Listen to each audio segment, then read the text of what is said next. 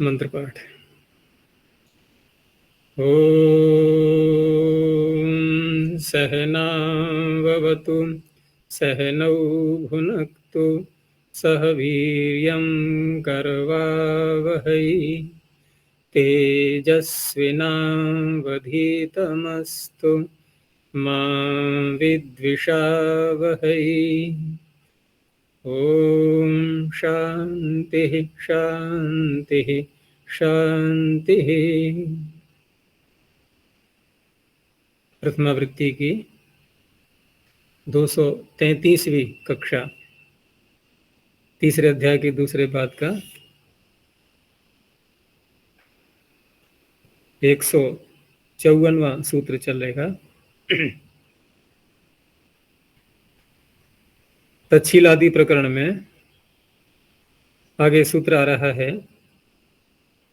Lush पत पदस्था भू वृष हन कम गम श्रीभ्य उकय।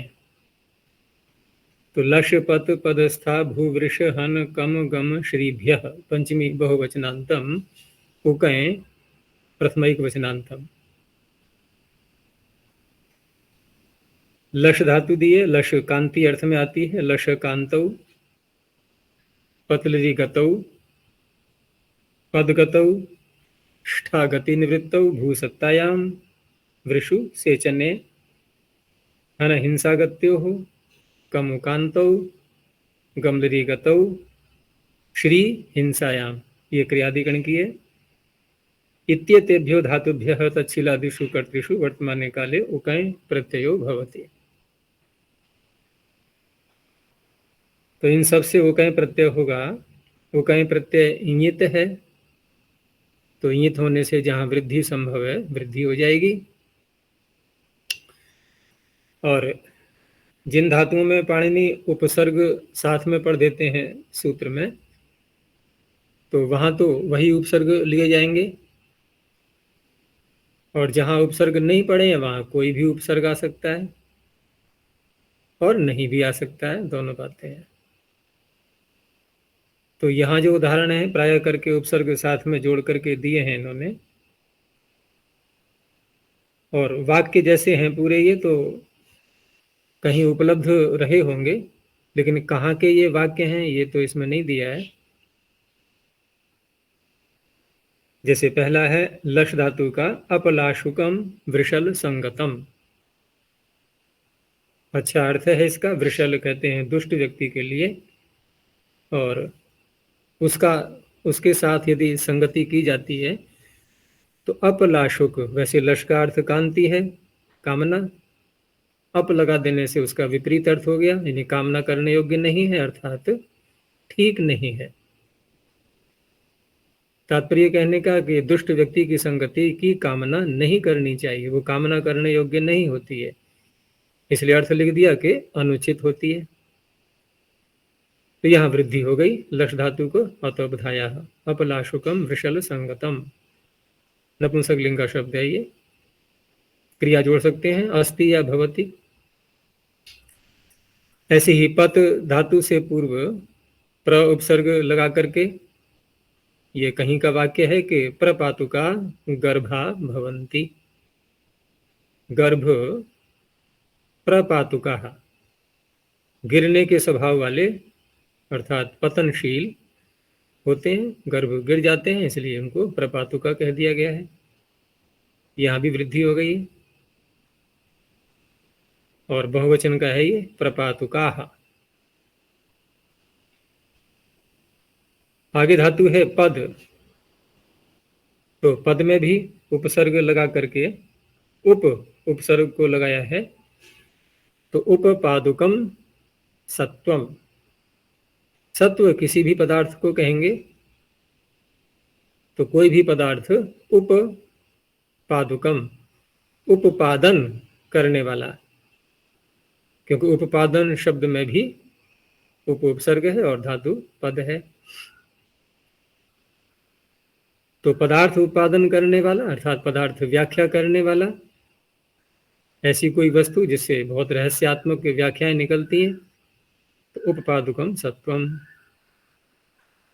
स्था धातु का क्योंकि आकारांत है ये और उकाई प्रत्यय इंगित है तो युकागम भी साथ में जुड़ जाएगा। आतो युक चिणकृतो हो। यहां भी उप उपसर्ग लगा करके उदाहरण दिया। उपस्थायुका एनम पशवो भवंती। कोई मनुष्य है तो उसके प्रति एनम उपस्थायुका यानी कि उपस्थित होने वाले पशु होते हैं, अर्थात कोई पशु प्रेमी हो सकता है, उसके पास पशु उपस्थित हो जाते हैं। तो उपस्थायुका बहुवचन का है।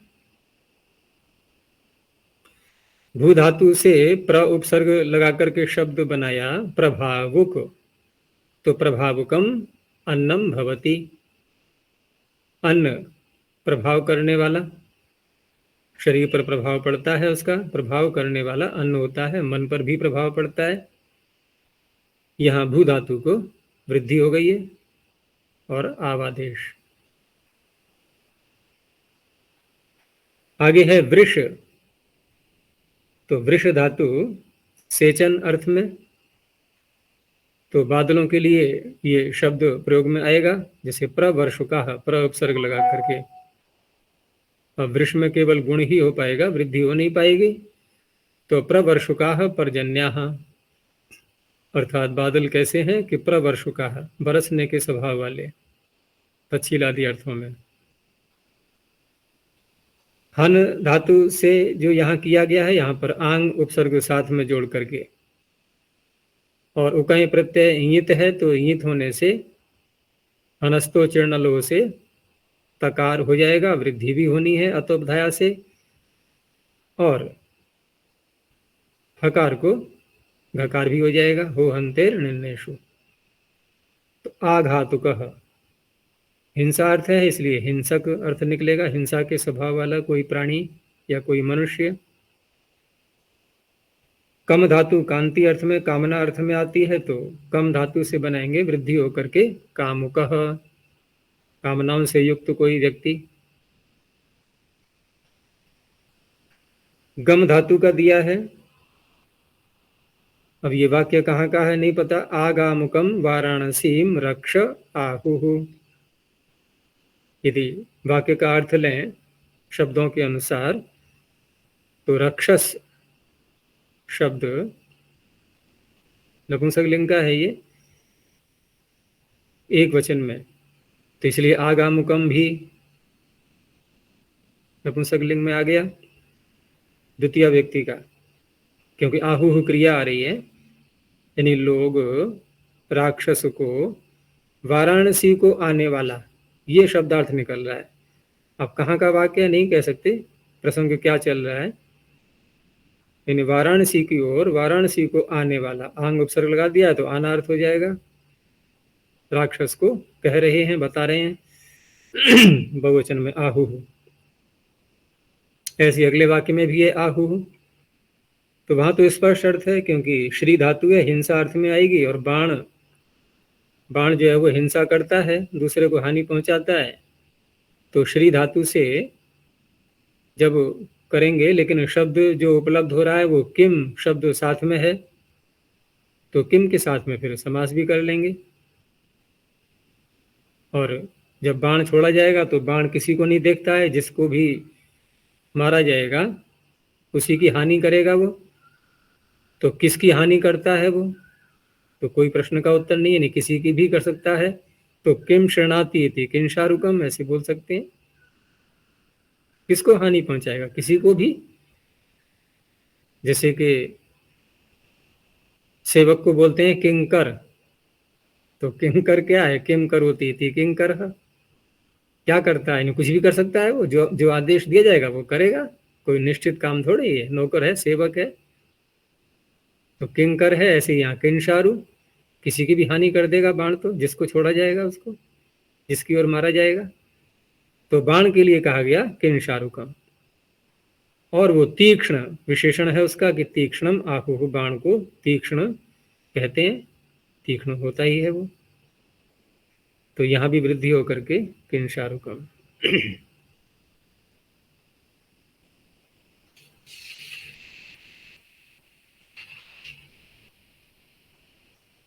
बहुत से शब्द ऐसे भी हैं इसमें जो धातुएं आ रही हैं,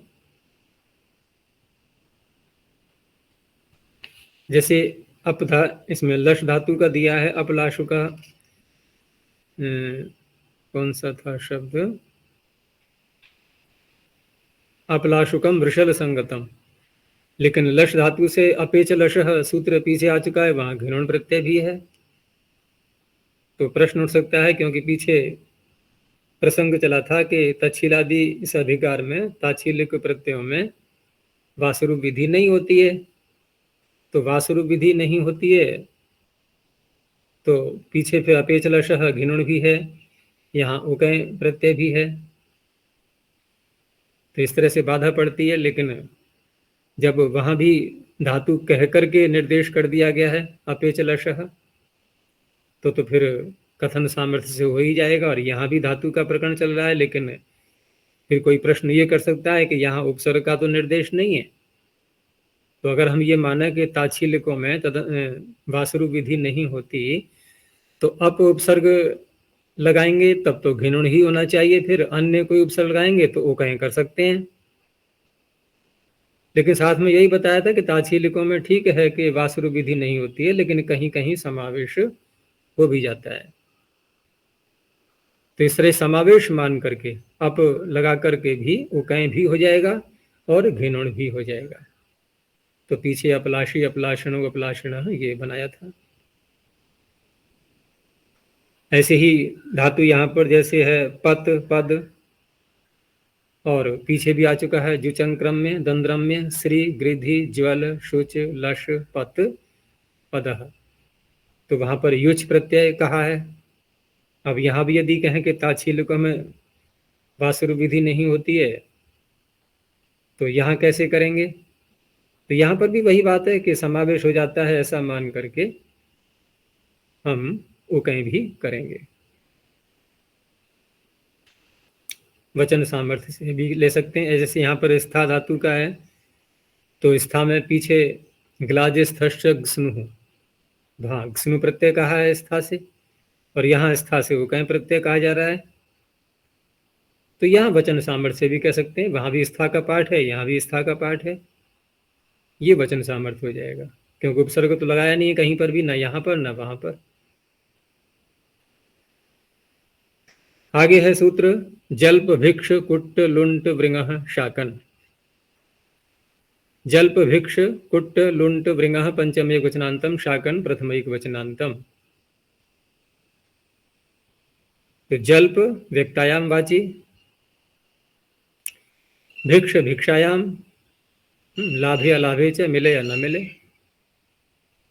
कुट्ट छेदन भर्त्सनयो हो, छेद करने अर्थ में और भर्त्सना करने अर्थ में आती है ये। और लुंठ स्तेय, चोरी करने अर्थ में। वृंग संभक्त, ये क्रियादिगण में है, सेवा करना, संभक्ति। तो इत्येतेभ्यो धातुभ्यः तच्छीलादिषु कर्तृषु शाकन प्रत्ययो भवति। शित किया गया है शाकन को, इसलिए स्त्रीलिंग में बनाएंगे तो नीश हो जाएगा, शित गौरादिभ्यश्च। तो जल्प धातु बोलने अर्थ में आती है, बोलने के स्वभाव वाला, लेकिन व्यर्थ बोलने अर्थ में ज्यादा जाता है फिर, क्योंकि बोलने के स्वभाव वाला वो कहीं भी बोलने लगता है अनावश्यक, व्यर्थ भी बोलता है वो, तो जलपाकः। ऐसे ही भिक्ष धातु से भिक्षा मांगने वाला, चाहे धर्म मान करके भी कर सकता है, तच्छील तत्धर्म तत्साधुकारी, तो भिक्षाकः। कुट्ट धातु से छेद करने वाला तो कुट्टाकः। और लुंठ चोरी करने में अर्थ में, लूटने अर्थ में, तो लुंठ स्तेये, लूटने वाला, लुंठाकः। ऐसे ही वृंग, तो वृंग संभक्तौ। अब यहाँ पर संभक्ति यानी किसी वस्तु का सेवन करने वाला, तो शब्द तो बराकह बन जाएगा, लेकिन अर्थ जिस रूप में लिया है इन्होंने, तो बेचारा अर्थ में आता है ये। अब बेचारा अर्थ में हम इस तरह से कह सकते हैं कि किसी एक वस्तु से ही बस जुड़ा हुआ है, एक ही पदार्थ सेवन करने को मिल रहा है उसको, अन्य पदार्थों की उसको अपेक्षा है, इसलिए वो बेचारा, बेचारा तो उर्दू का शब्द है, क्योंकि इसका बेचारा का अर्थ होता है जिसके पास कोई चारा नहीं है, बे माने रहित, और चारा का अर्थ होता है उर्दू में उपाय, तरीका, विधि। कोई भी उपाय, कोई भी साधन जिसके पास नहीं है वो बेचारा। तो साधनों से हीन, साधनों से रहित, वहां पर ये वराक शब्द का प्रयोग होता है। स्त्रीलिंग बन जाएगा वराकी, चित गौरादिभ्यश्च। आगे है प्रजोरिणी। अब ये धातु ही पीछे आ चुकी है, जू चंक्रम में, दंद्रम में, जू, जू पहले ही है उसमें, लेकिन यहाँ प्रउपसर्ग लगा करके कहा गया है, तो कोई बात नहीं है, इन्हीं प्रत्यय भी हो जाता है और ये भी प्रत्यय हो जाएगा। इन्हीं प्रत्यय और युच, युच प्रत्यय कहा गया है पीछे, जो चंक्रम में, दंद्रम में, श्री गृधि ज्वल शुच लशपत पदः। तो प्रजो हो पंचमे कुशनांतम इन्हीं प्रथमे कुशनांतम। प्रपूर्वात सौत्र धातु है ये, जू धातु हो, तच्छीलादिषु कर्तृषु इन्हीं प्रत्ययो भवति, और ये गति अर्थ में आती है, सौत्र धातु धातु पाठ में नहीं है। तो हम कौन से गण की मानेंगे फिर? किसी भी गण की नहीं है, किसी भी गण की नहीं है, तो रूप अगर चलाया जाएगा तो फिर ऐसा नहीं कहा जाएगा भुआदि गण की है। इसीलिए कर्तरी शब्द सूत्र में किसी गण का नाम नहीं है, तो कर्तरी शब्द एक सामान्य विकरण है, वो हो जाता है। तो जवती, जवतः, जवंती ऐसे रूप चल जाएंगे। तो प्रजवती इति प्रजवी, गति करने वाला, भागने वाला। प्रजविन, इन्नंत बनेगा ये, शौच से दीर्घ होकर के प्रथमा के एक वचन में प्रजवी, द्विवचन में प्रजविनऊ। आगे है जिद्रिक, जिदृक्षि विश्रीण वमाव्यथाभ्यम परिभू प्रसूभ्यश्च। तो जिदृक्षि विश्रीण वमाव्यथाभ्यम परिभू प्रसूभ्य, पंचमी बहुवचनांतम च व्यपदम। जी धातु जय अर्थ में, जी जये, और द्रि जो लिया गया है ये दृंग आदरे, आदर अर्थ में आती है। क्षी क्षये, और दूसरी भी है क्षी निवास करते हो, दोनों ले लेंगे क्योंकि अनुबंध तो है नहीं किसी में। श्री धातु जो ली गई है वो वी लगा करके है साथ में, तो श्रेय सेवायाम। उसके आगे है इण, इण गतव, और वम धातु जो है ये टुवम उद्गिरणे, जो उल्टी होती है, उद्गिरण। एक तो होता है निगलना अंदर को, एक बाहर को निकालना, वो हो जाता है उद्गिरण।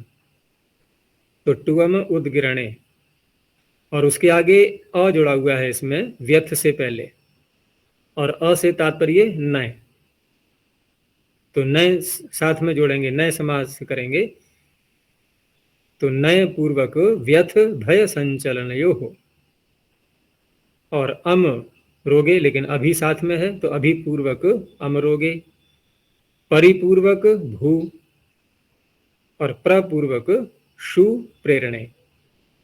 इत्येतेभ्यो धातुभ्यः तच्छीलादिषु कर्तृषु वर्तमाने इन्हीं प्रत्ययो भवति। तो इन सब से भी यहाँ पर इन्हीं प्रत्यय हो जाएगा। तो जी धातु से बिना कोई उपसर्ग के जयिन, तो प्रथमा के एक वचन में जयी, जीतने वाला, जीतने के स्वभाव वाला।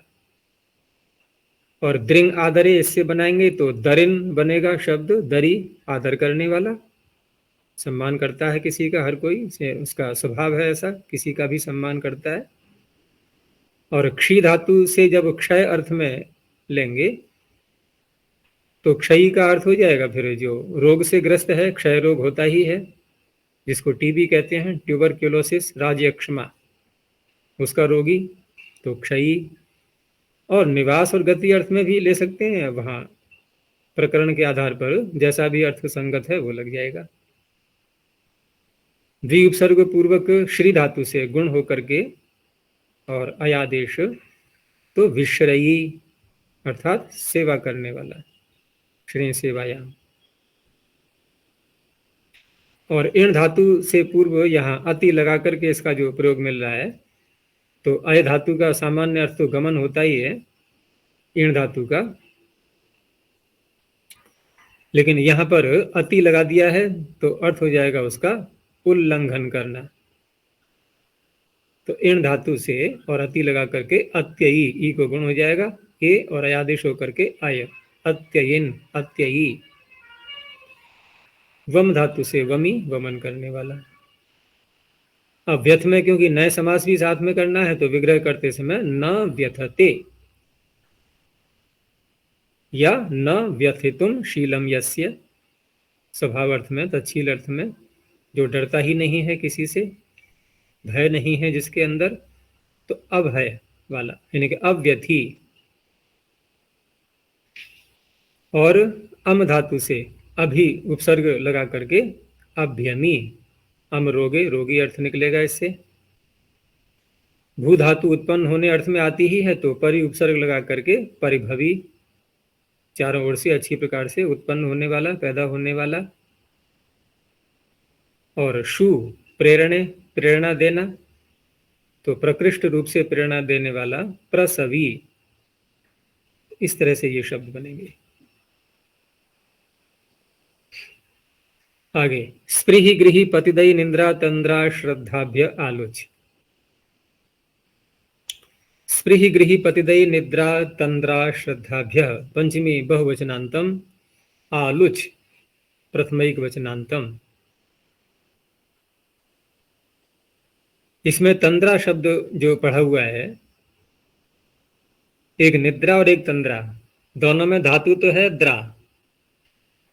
तो निद्रा में तो स्पष्ट है कि नी उपसर्ग है साथ में, लेकिन तंद्रा में ये तद शब्द है, ये उपसर्ग तो नहीं है, लेकिन यहां पर तद शब्द यदि लगाएंगे भी तो नकार तो कोई संभव नहीं है उसको कर सके हम दकार को, लेकिन सूत्र में तंद्रा कह करके पाणिनि ये संकेत दे रहे हैं कि तद के दकार को नकार भी हो जाता है।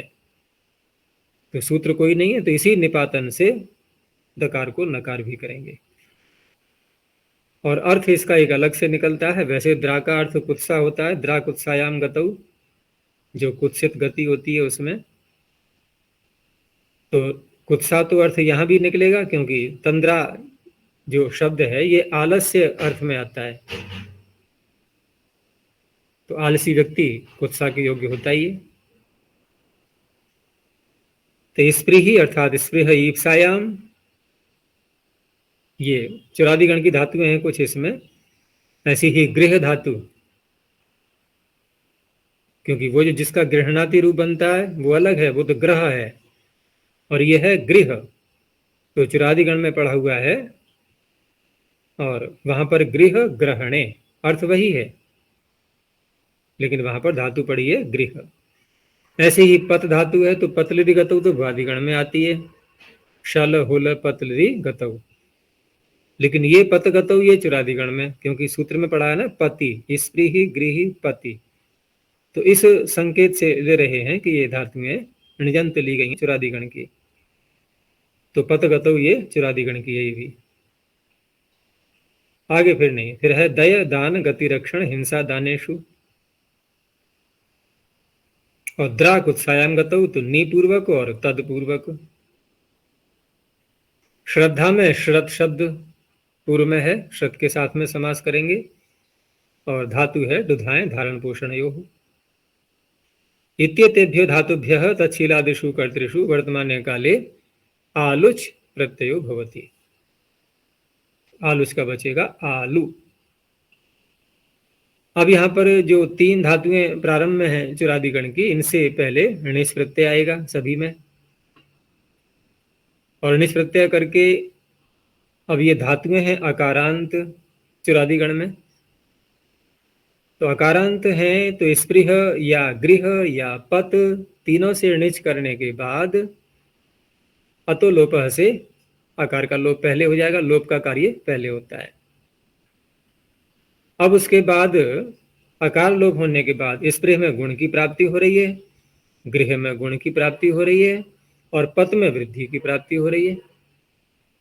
तो अब ये जो आकार का लोप हुआ है ये अचह परस्मिन पूर्व विधौ से स्थानीवत हो जाएगा। तो न तो गुण हो पाएगा न वृद्धि हो पाएगी। अब रही बात कि दोबारा सनाद्यंता धातु से धातु संज्ञा होने के बाद जब इस सूत्र से आलोच प्रत्यय किया गया तो यहाँ आलोच और धातु प्रत्यय है, इसको मानकर के णिच का लोप प्राप्त हो रहा है। तो उसको रोकने के लिए, रोकना भी नहीं बल्कि उसको णिच के स्थान पर अय आदेश करने वाला सूत्र अयामंतालवा ये निविष्णुषु, तो यहाँ पर आलू प्रत्यय भी पड़ा हुआ है, उससे अय आदेश हो जाएगा। तो स्पृही का बन गया स्पृहय, गृही का गृहय, पति का पतय। अब इसमें आलू जुड़ जाएगा। तो स्पृहयालु, स्पृहा करने वाला, इच्छा करने वाला, गृहयालु ग्रहण करने वाला, पतयालु गिरने वाला, पतनशील। आगे फिर सामान्य धातु में तो दय धातु से दयालु, बहुत प्रसिद्ध शब्द है, ईश्वर को दयालु बोलते हैं। और निद्रा, तो निद्रा शब्द एक अलग भी है और द्रा धातु से पूर्व नी लगा करके, यहां तो क्योंकि धातु से प्रत्यय करना है, प्रातिपदिक से नहीं करना है, तो यहां पर नी उपसर्ग पूर्वक, तो अर्थ हो जाता है जो अधिक सोता है। तो अधिक सोता है इसलिए कुत्सायाम गतौ, वो कुत्सा अर्थ निकल ही रहा है। ऐसे ही तंद्रालु, ये आलसी के लिए है। श्रद्ध दधाति इति श्रद्धालु। अब शब्द के अर्थ के अनुसार देखें यहाँ पर, तो श्रद्धालु का अर्थ हो गया जो सत्य को धारण करता है। श्रद्धा करने वाला अगर हम ऐसे बोलेंगे भी तब भी वही बात है, श्रद्धा सत्य को धारण करना। तो सत्य को धारण करने की जो क्रिया है उसको करने वाला वो श्रद्धालु हो गया। लेकिन लोक में एक अलग ही अर्थ ले लेते हैं, बस किसी के प्रति कोई श्रद्धा, विशेष करके पौराणिकों में मूर्ति पूजकों के लिए। आज ये घटना घटी है, वहाँ जम्मू कश्मीर में कोई बस जा रही थी तो श्रद्धालुओं से भरी हुई, श्रद्धालु बोलते ही हैं, वहाँ जाते हैं लोग। कटरा कटरा जा रहे थे वो लोग, कल रात्रि की बात है, 6 बजे की। आतंकवादी बैठे हुए थे घात लगा करके, वहाँ पर 8-10 लोग जो है पेड़ों में छिप करके उधर, वहाँ से निकली बस तो उन्होंने, वो तो किसी को भी, कोई भी किसी को मारना उद्देश्य था उनका, तो कोई भी आ जाए। उधर से बस आ रही थी, उस पर उन्होंने ताबड़तोड़ हमले शुरू कर दिए। तो ड्राइवर घायल हो गया, घायल होने से अब बैलेंस बिगड़ा। हो सकता है वैसे कुछ कम ही लोग मरते, अब वो गड्ढे में गिर गई 150 फुट नीचे, तो 10 तो वहीं मर गए, बाकी सब घायल पड़े हैं बेचारे हॉस्पिटल में। ये स्थिति है। तो अब उन लोगों को श्रद्धालु ऐसे शब्द प्रयोग करते हैं। श्रद्धा करने वाले वो अपने मूर्तियों के प्रति श्रद्धा करते हैं, लेकिन शब्द का वास्तविक अर्थ है कि सत्य को धारण करने वाला। उसमें अज्ञानता अर्थ नहीं निकलता है वैसे, तो श्रद्धालु हो। आगे है दा धेट सी शद सदो रुह। दा धेट सी शद सदह पंचम एक वचनांतम, रुह प्रथम एक वचनांतम। तो दा धातु है इसमें, और अन्यत्र भी कहीं ये धातुएं हैं, जो 3 धातुएं हैं ऐसी जो कहीं भी आती हैं किसी सूत्र में, तो वो सभी ले ली जाती हैं। वो 3 धातुएं गा मा दा। तो एक परिभाषा आती है गा मा दा ग्रहणेषु अविशेषः, कि गामा दा का ग्रहण यदि कहीं किसी सूत्र में आता है तो अविशेषः, विशेष धातु न लेकर के सभी ले ली जाएंगी सामान्य रूप से। तो दा में सब आ जाएंगी यहाँ पर फिर, और सभी ले लेंगे तो टुदाएं दाने भी है, 2 अवखंडने भी है, देंग रक्षणे इत्यादि जिन जिन का भी दा स्वरूप बनता है वो सब आ जाएंगे। तो दा धेट क्योंकि स्पष्ट ही पढ़ दिए स्वरूप सहित उसका, तो धेट पाने। पीने अर्थ में आती है ये, पान करने अर्थ में। और सी, तो सी क्या है, ये शेय बंधने, मूर्धन्य शकार है। और शदलरी शातने, और सद वही है, शदलरी विशरण गत्यवसादनेषु। इत्येतेभ्यो धातुभ्यः तच्छीलादिषु कर्तृषु रुः प्रत्ययो भवति। तो रू प्रत्यय यहां पर करेंगे तो दा से करेंगे दारुहु। अब देना अर्थ यदि लेना है हमें, दुदाएं दाने, तो अर्थ हो जाएगा दानी, देने वाला। प्रसंग के अनुसार जैसा अर्थ निकल रहा है वैसा लेंगे। तो दारुहु, हिंदी में दारू शब्द मदिरा के लिए आ जाता है, शराब के लिए, दारू पीने वाला, वो एक अलग ही शब्द है, या तो उर्दू से लिया गया होगा कहीं से। ये शब्द नहीं है, वो धा धातु से बना हुआ। धा धातु से आकार हो जाएगा आदेश उपदेश स्थिति भेंट पाने का, तो धारुहु, पान करने वाला। तो दुग्ध पान करने वाला, बच्चे को भी कह सकते हैं, जो पान कर रहा है, अभी दूध पीता है, दूध पीता हुआ बच्चा, धारुहु। शें बंधने से बनाएंगे, गुण होकर के बन जाएगा सेरुहु, बांधने वाला। और शदलरी शातने, शातन कहते हैं किसी वस्तु को तीक्ष्ण करना, जैसे किसी चाकू इत्यादि पर या किसी औजार पर धार लगाते हैं, उसकी धार को तीक्ष्ण करते हैं घिस करके, तो तेज करने अर्थ में आ जाती है ये शद्रुहु, तेज करने वाला। और शदलरी विशरण गत्य अवसादनेशु, तो अवसादन अर्थ भी है इसमें। और गत्य अवसादन कहें तो गति का अवसादन भी कह सकते हैं, लेकिन अवसादन शब्द अलग भी प्रयोग में आता है। और अवसाद हिंदी में बोलते ही हैं, संस्कृत का ही शब्द है। तो अवसाद, जैसे कोई व्यक्ति है बहुत दुखी है, अवसाद में चला गया, अत्यधिक गंभीर दुख में जो ग्रस्त हो जाता है, तो गंभीर दुख को अवसाद बोल देते हैं। तो उसी अर्थ में यदि लेंगे तो शद्रु इन्होंने दिया है कि दुख मानने वाला, नहीं तो बैठने वाला अर्थ भी ले सकते थे। अब प्रसंग के अनुसार है, कहीं प्रयोग आ रहा है, किस रूप में है, वही अर्थ पता लगेगा उसका। क्योंकि धातु पाठ में तो तीन बहुवचन दिया है, तो तीन अर्थ तो लेने ही पड़ेंगे, जैसे विशरण, गति और अवसादन। अब तीन शब्द हैं, तो प्रश्न ये भी उठता है कि हम प्राय करके इसका अर्थ लेते हैं गति का रुकना, तभी तो बैठना अर्थ होगा। जैसे गति निवृत्त हो तो तिष्ठति, यद्यपि खड़ा होता है इस अर्थ में भी ले लेते हैं तिष्ठति, और बैठता है इस अर्थ में भी लेते हैं। जैसे कोई खड़ा है, उससे कहें तिष्ठ, अत्र तिष्ठ, वो कहेगा मैं खड़ा तो हूं, तो वहां बैठना अर्थ भी हो जाता है उसका। और कोई बैठा है तो अब वहां पर तिष्ठ के क्योंकि दोनों अर्थ निकल आते हैं, तो उत लगा देते हैं, उत्तिष्ठ। अब स्पष्ट हो गया कि ऊपर को उठना है। इसका तात्पर्य है गति निवृत्ति जब अर्थ ले रहे हैं, और यहां भी है सद का अर्थ हम सीदती जब रूप चलाते हैं, तो बैठना अर्थ लेते हैं इसका। अब बैठना अर्थ लेते हैं तो गति अर्थ कहाँ आया? अब गति अर्थ नहीं आया, तो फिर कहा कि इसमें अवसादन भी तो लिखा है, और अवसादन का अर्थ समाप्ति भी होता है, दुख मानना, ये भी अर्थ होता है दुखी होना, लेकिन समाप्ति अर्थ भी निकलता है अवसादन का। तो गति का अवसादन, गति की समाप्ति, ऐसे अर्थ निकालेंगे। ऐसे अर्थ निकालेंगे तो फिर दो ही अर्थ बने, विशरण और गत्यवसादन। तो धातु पाठ का सूत्र होना चाहिए विशरण गत्यवसादनयो हो, लेकिन पाणिनि बहुवचन में दे रहे हैं, तो अब दोनों बातें निकल आएंगी इसमें। यदि कोई आग्रह करता है तो गति का अवसादन, अवसादन कह करके उन्होंने दोनों तरफ को ले लिया, इधर जोड़ देंगे गति के साथ में, तो गति का समाप्त होना अर्थ हो जाएगा। और बहुवचन दिया है तो हम तीनों अलग भी कर सकते हैं, तो अवसादन एक अलग भी हो गया, दुखी होना। तो इस तरह से तीन अर्थ भी निकल आते हैं इसके। आगे है श्रीघस्यदः कुमरच।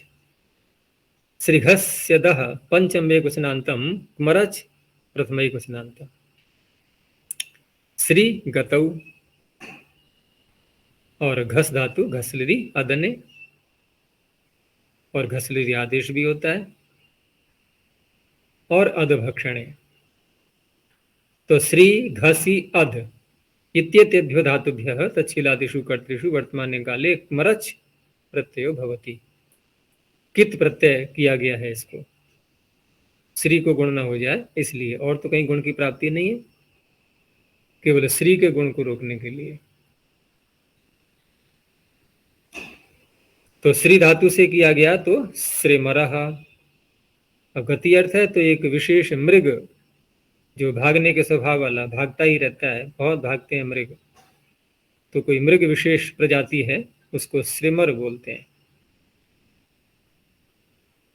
घस धातु से किया गया तो घसमरः, तो खाना अर्थ है इसका भक्षण, तो खाने के स्वभाव वाला जो अधिक खाता है, और यही अर्थ निकलेगा अधमरह का। एक तो हिंदी में बोलते हैं अधमरा, आधा आधा मरा हुआ, बहुत बुरी स्थिति हो गई है, किसी की घायल हो गया है कुछ भी, लेकिन यह है अधमरह दकार, खाने के स्वभाव वाला। आगे है भंज भास मिदो घुरच। भंज भास मिदः पंचम एकवचनांतम घुरच प्रथम एकवचनांतम। तो भंज, भंज धातु ये टूटने अर्थ में आती है,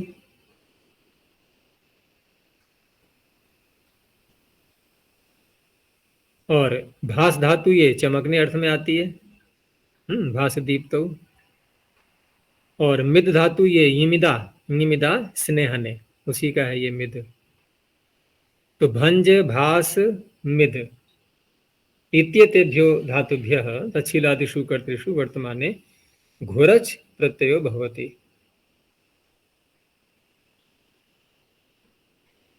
भंज धातु जो है ये आमर्दन, आमर्दन अर्थ है इसका, भंजो आमर्दने। तो आमर्दन का अर्थ वही है सब छिन्न भिन्न कर देना, नष्ट हो जाना। तो घोरच प्रत्यय घित है, तो घित होने का प्रभाव पड़ेगा केवल भंज धातु पर। तो चजोगु घृणतो से जकार को गकार हो जाएगा। तो भंगुरम, भंगुरम काष्ठम, काष्ठ जो लकड़ी है वो कैसी है, भंगुर, टूटने के स्वभाव वाली, भंगुरम काष्ठम। ऐसे ही भास धातु से भास दीप्त भासुरम ज्योति ही, ज्योति अर्थात प्रकाश, वो चमकने के स्वभाव वाला होता है। और यमिदा स्नेहने, स्नेहन से तात्पर्य यहाँ पर जो चर्बी होती है शरीर में, तो कोई पशु है बहुत मोटा है, चर्बी से भरा हुआ, उसे कहा गया मेदुरह, मेदुरह पशु। यमिदा, इसमें ये अनुबंध है और आकार भी है। आगे विधि भिधि छिदे है कुरच, तीन धातुएं इसमें है।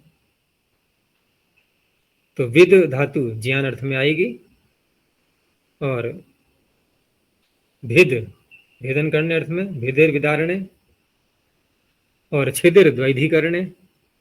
तो वेद भेद छेद इत्येतेभ्यः धातुभ्यः तच्छीलादिषु कर्तृषु वर्तमाने कुरच प्रत्यय भवति। पीछे था घुरच, ये है कुरच। शेष दोनों में उर इतना ही रहेगा, लेकिन वो घित है, ये कित है। तो कित होने से तीनों ही धातुओं में जो गुण की प्राप्ति हो रही है उसका निषेध हो गया। तो विद से बन जाएगा विदुर, बहुत प्रसिद्ध व्यक्ति जो हुए हैं महात्मा विदुर, महाभारत में यही नाम था उनका, विदुर नीति उनका रचित जो शास्त्र है, विदुर नीति महाभारत का अंश, उनके उपदेश हैं उसमें। तो महात्मा विदुर कहते थे इनके लिए, विद्वान थे ये, इसलिए विदुर का अर्थ हो गया विद्वान, पंडित। और भेदुर विदारण होना जिसका स्वभाव है, जैसे पीछे था काष्ठ, यहाँ भी वही है, भेदुरम काष्ठम, ऐसा काष्ठ जो फटने के स्वभाव वाला है। और छिदुरा रज्जु, रज्जु रस्सी, तो छिदुर छिदिर द्वैधीकरण, टूटने के स्वभाव वाली है वो, ऐसी रस्सी। आगे इण नश जी सर्तिभ्यः क्वरप। इण नश जी सर्तिभ्यः पंचमी बहुवचनांतम, क्वरप प्रथम एकवचनांतम। इसमें 4 धातुएं हैं। इण गतौ कई बार आ चुकी है ये, और नश अदर्शने, जी जये और श्री गतौ, ये सब आ चुकी हैं पीछे भी। तो इण नश जी श्री इत्येतेभ्यो धातुभ्यः सच्छिलादिषु कर्तृषु वर्तमाने क्वरप प्रत्ययो भवति। क्वरप में बचेगा वर। पकार लगाया गया है इसलिए कि यहाँ पर 3 धातुएं ऐसी हैं जो ह्रस्वांत हैं, इण, जी और श्री। तो ह्रस्व से पिति कृति तुक, क्योंकि नश में तो हो नहीं पाएगा, इन 3 में पित होने के कारण से तुक आगम हो जाएगा। और कित का प्रभाव कहाँ पड़ेगा? कित का प्रभाव ई पर भी है, जी है और श्री, तीनों में गुण का निषेध हो जाएगा। दूसरा, ये जो क्वरप प्रत्यय है ये स्त्री के, स्त्रियाम के अधिकार में वहां भी आए उस सूत्र में, टिड्ढाणे द्वैस दग्ने मात्रस तयप ठग ठय कय क्वरपः, अंतिम प्रत्यय। तो वहां स्त्रीलिंग में यदि इन्हीं शब्दों में से कोई बनाना होगा तो नीप हो जाएगा। तो ई धातु से जब बनाएंगे तो तुक आगम होकर के गति अर्थ में है, तो जिसका जाने का स्वभाव है गमनशील, इत्वरः स्त्रीलिंग बन जाएगा इत्वरी। ऐसे हिरणश अदर्शने बहुत प्रसिद्ध शब्द है जो नश्वर इसी से बनता है। तो नश्वर, नाशशील, नाशवान, स्त्रीलिंग में नश्वरी। जीतने के स्वभाव वाला, जयशील, तो तुक आगम हो जाएगा जित्वरः, स्त्रीलिंग में जित्वरी। ऐसे ही गमन करने के स्वभाव वाला, तो श्री धातु से। अब यहां पर वलादी आठ धातु को जब कोई प्रत्यय होता है तो उसको इडागम भी होना चाहिए। तो श्री धातु तो उदात्त है, यहाँ इडागम भी प्राप्त होता है इसको। लेकिन यहाँ इडागम को रोकने के लिए सूत्र है नेड वशीकृति। वशीकृति ऐसा कृत संज्ञक प्रत्यय है जो वशादी होता है, जब वश प्रत्याहार है। तो वश प्रत्याहार का पहला वर्ण वकार ही है, वो इसमें आ ही गया वरप में, वरप में। तो वशादी कृत प्रत्यय आगे आने पर इडागम नहीं होता, तो इडागम इससे रुक जाएगा श्री में। तुक आगम होकर के श्रित्वरः, स्त्रीलिंग में श्रित्वरी।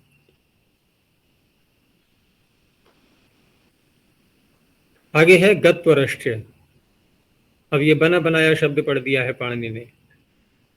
तो गत्वरः प्रथमैक वचनांतम च अव्यपदम।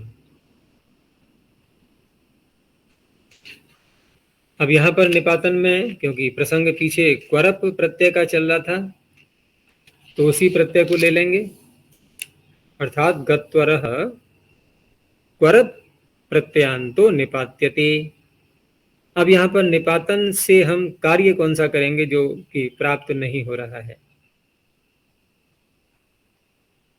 तो यहां पर गम धातु से ठीक है क्वरप प्रत्यय कित है, और कित होने से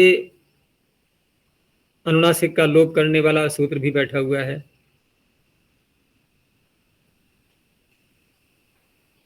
अनुदात्तोपदेश बनति तनोत्यादीनाम अनुनासिक लोपो झली किंगिति। कितंगित प्रत्यय, झलादि कितंगित प्रत्यय आगे आते हैं। तो अनुदात्तोपदेश धातुएं जो होती हैं, जैसे गम अनुदात्तोपदेश ही है, तो यहाँ पर लोप हो जाना चाहिए मकार का, लेकिन वहां कहा गया है झलादि कितंगित। अब झलादि कितंगित में ये तो आएगा नहीं क्वरप, क्योंकि वकार झल में आता नहीं। तो इसलिए अब निपातन से यहाँ पर अनुनासिक का लोप मानेंगे। ये कार्य निपातन का हो गया, क्योंकि निपातन पढ़ा है तो कुछ ना कोई तो ऐसा कार्य हो जो अन्य किसी सूत्र से नहीं हो पा रहा है। मकार लोप किसी से प्राप्त नहीं था, निपातन से कर दिया गया। और फिर जब मकार लोप हो गया तो ह्रस्वांत हो गया, अभी है तो तुकागम भी हो गया, वो तो स्वयं हो जाएगा फिर। तो गत्वरः अर्थात गमनशील। आगे है जागरूकः। अब ये सूत्र जागरूकः ऐसा भी उपलब्ध होता है। सूत्र की संरचना दोनों प्रकार से बन जाएगी, क्योंकि धातु है जागरी। अब जागरी धातु का हम जब पंचमी में रूप बनाएंगे, तो जैसे मातृ का मातुः, कर्तृ का कर्तुः, पितृ का पितुः, तो जागरी का जागुः ऐसे बन जाना चाहिए, क्योंकि वहां पर उसमें संधि के प्रकरण में ngसी ngसोष्ट के आगे रित उत कि जो ऋकारांत शब्द होते हैं उनके आगे ngसी और ngस का जो आकार, और इधर ही ऋकार भी ले लिया, एक पूर्व प्रयोग, पूर्व और पर दोनों, तो री और ngसी का आकार दोनों के स्थान पर हो गया उत उकार रपर हो करके, तो जागुर, और उधर सकार रह गया केवल ngसी का, उस सकार का रात सस्य से लोप कर देंगे। इधर जो रपर होकर के रेफ आया था उसका विसर्ग हो जाएगा जागुहु। और जहां जागरूक ऐसा पाठ मिलता है तो वहां पर भी कोई बात नहीं है, पाणिनि अनुबंध हटा करके भी धातुओं का निर्देश करते हैं सूत्रों में, तो वहां पर हम केवल जाग ऐसा निर्देश मान करके और ngसी ला करके जागह बन जाएगा। जागर ऊकह जागरूकह ऐसे सूत्र बन जाएगा।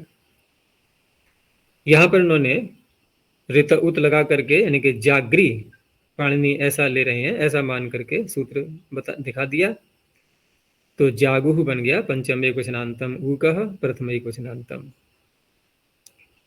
तो जागरी धातु हो तच्छीलादिषु कर्तृषु ऊकः प्रत्ययो भवति। अब ऊक प्रत्यय हुआ है यहां पर गुण करने के लिए। वैसे तो हम लगा सकते हैं कि साधातु कार्धातु का हो, लेकिन इसके लिए पाणिनि ने एक विशेष सूत्र बनाया है जागरी धातु के लिए, जाग्रो विचरणल ङित्सु। और वहां कहा गया है कि जागरी को गुण होता है, कहां कहां नहीं होता है वो दिखाया। तो अ विचीर्णल ङित्सु, अ माने नहीं, विचीर्णल ङित। अब प्रश्न ये उठेगा कि इसमें चीर्ण नल ये जो प्रत्यय हैं ये णित हैं, तो णित होने से तो वृद्धि प्राप्त हो रही है, तो आप गुण का निषेध क्यों कर रहे हो? क्योंकि सूत्रकार कह रहा है कि इन प्रत्ययों के पर रहते गुण नहीं होता, औरों के पर रहते होता है। तो कोई कह सकता है कि चिण और नल पर रहते गुण प्राप्त ही कब है जो आप रोक रहे हैं? यहाँ तो वृद्धि प्राप्त है अचोणिति से। और ङित परे रहते भी कहा जा रहा है गुण नहीं होता, तो कोई कहेगा ङित परे रहते तो हम किंगति जैसे ही गुण को रोक लेंगे। तो अब इससे ज्ञापन निकलता है फिर ये कि जागरी धातु के आगे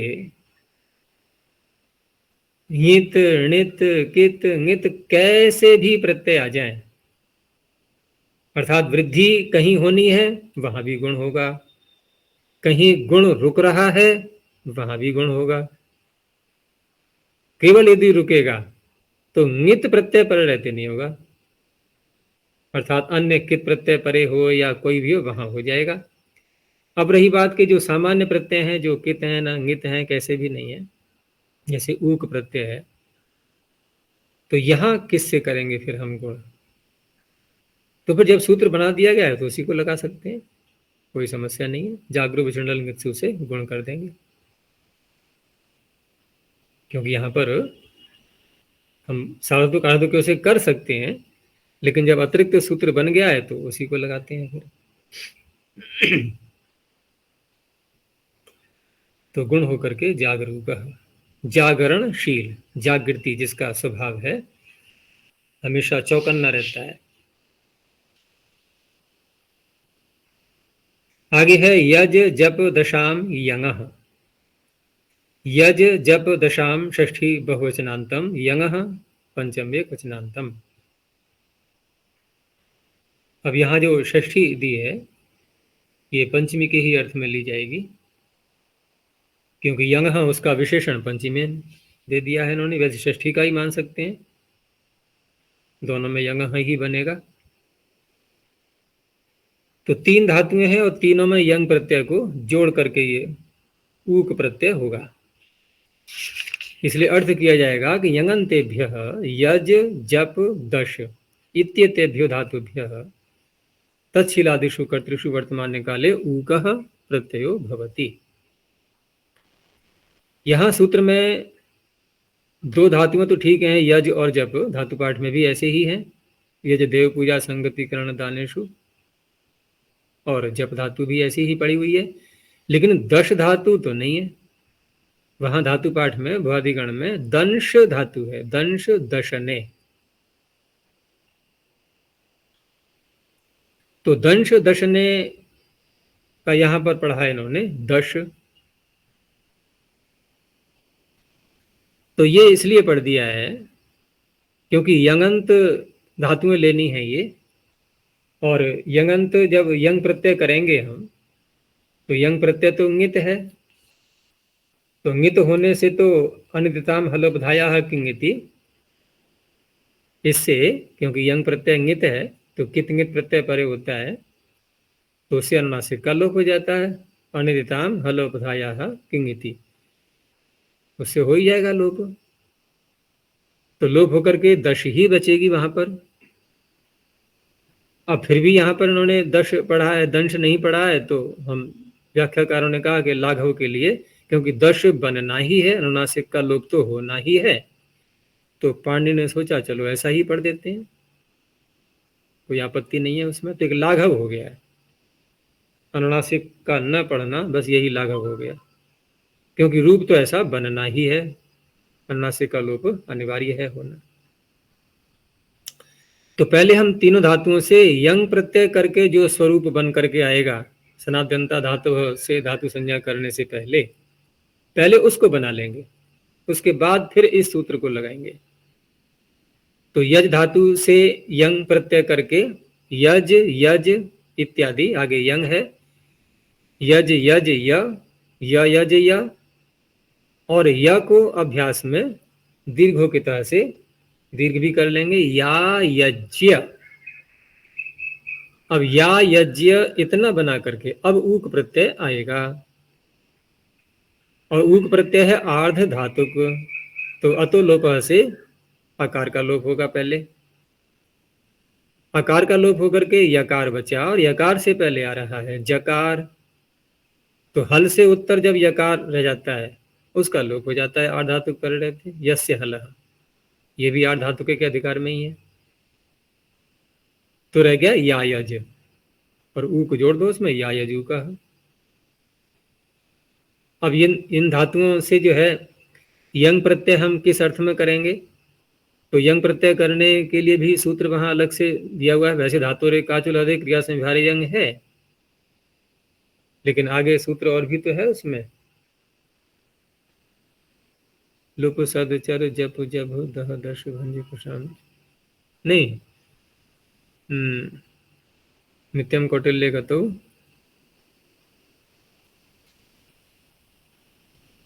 हाँ वही है, लुप सद चर, तो उसमें कौन कौन सी आ रही हैं, लुप सद चर,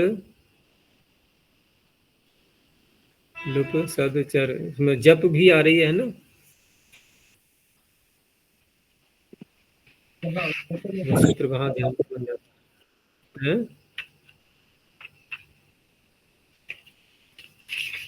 लुप सद चर जप जब दश ग्रीभ्यो, सातवें अध्याय में पहुंच जाते हैं, जहां लोग आगम होता है ना वहां पर, तो लुप सद चर जप जब, तो जप इसमें आई है, और दश भी आ रही है, यज तो नहीं है, तो यज में तो ठीक है, हम उससे कर लेंगे धातु रे काचो हलादे से, यानी अधिक यज्ञ करने वाला, ठीक है ना, क्रिया का समय बार बार यज्ञ करने वाला, तो या यजू कहा। लेकिन अन्य जो है शब्द ये, जैसे जन जपू कहा और दन दशु कहा, अब यहाँ पर जैसे जब लगाएंगे लुप शब्द चर जप जब दह दश ग्रीभ्यो भाव गर्हाया, तो भाव गर्हा अर्थ में करेंगे तो फिर निंदा क्रिया का जो अर्थ है भाव, उसकी गरहा है। अब खूब जप करने वाला है, यानी कि जप कर तो रहा है, निंदा किस रूप में होगी कि अर्थ पर कोई विचार नहीं है, ओम ओम ओम ओम ओम जबकि जप का निर्देश क्या होता है? तद जपस तदर्थ भावनम। तो उस तरह से न लेकर के मात्र केवल जप पर ही ध्यान है उसका, यही निंदा हो जाती है। दूसरा यह है कि जप और दश, इन दोनों धातुओं से जब यंग कर लेंगे तो यंग करने के बाद अभ्यास में नुकागम भी होगा। तो नुकागम करने का सूत्र वही है जो 7वें अध्याय का 4था पाद है, अभ्यासस्य के अधिकार में। तो जप जब दह दश भंज पशामच, ऊपर से आ रहा है नुगतो नुना सिकांतस्य, तो अभ्यास में नुक आगम और जुड़ जाएगा, तो जनजप्य ये बन जाएगी।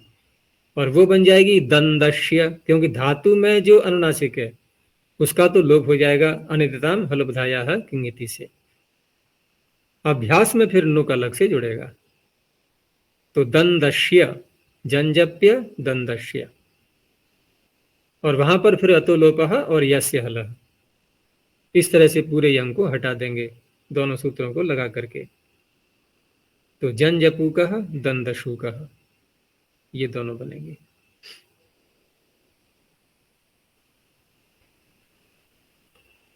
बस इतना ही रखते हैं।